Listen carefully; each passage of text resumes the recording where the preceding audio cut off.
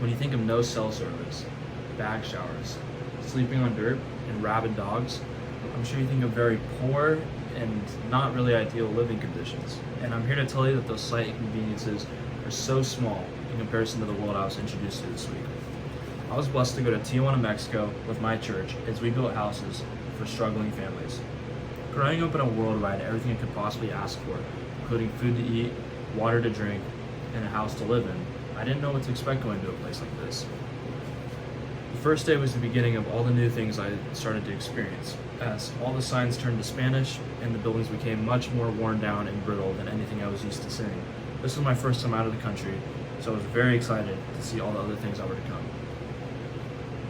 After settling in, we made our way to the build site, where we found out we would be serving a family of 8. For context, the dad worked and provided for the family for the whole day, whereas the mother, young adult daughter, and younger daughter would tend and care for the young children. 2 of the main young kids we spent a lot of the time with were Juan and Bexy. Something that surprised me about this trip was the sense of community that there was throughout the entire build site. Every day we worked from about 9 to 5, and each day we focused on a different part of the house. Each day we depended on each other to keep working, as building a house is no easy task.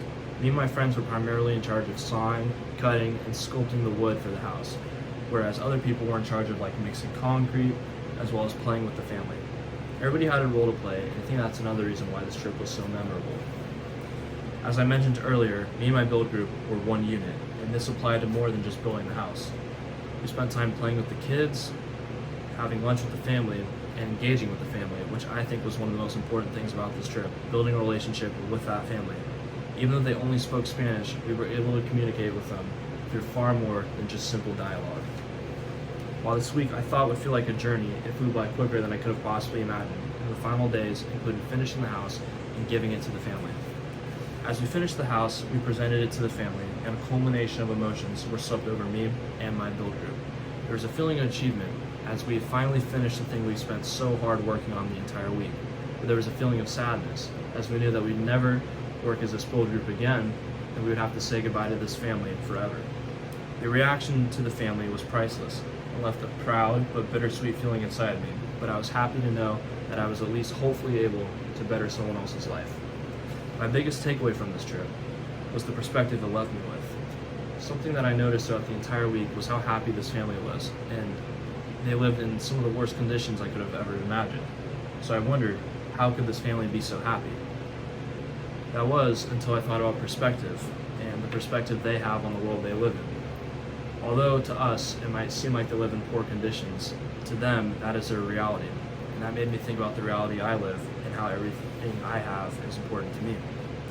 After going to Mexico, I can say it has only impacted me in a positive way, as a lot of memories were made and a lot of experience was given, as well as my relationship with God growing too. This trip was amazing, and while it wasn't just one specific day, the days leading up to the final days were some of the best days of my life. When thinking about what I have in my life, I found that perspective is everything, and that it's not so important what you have in life, but how you react to it. I'm blessed to say that I have everything I could possibly ask for in my life, and I would never take any of it for granted. And I can say that I learned a lot from this trip, and I'm very happy that I was able to go on it. Thank you.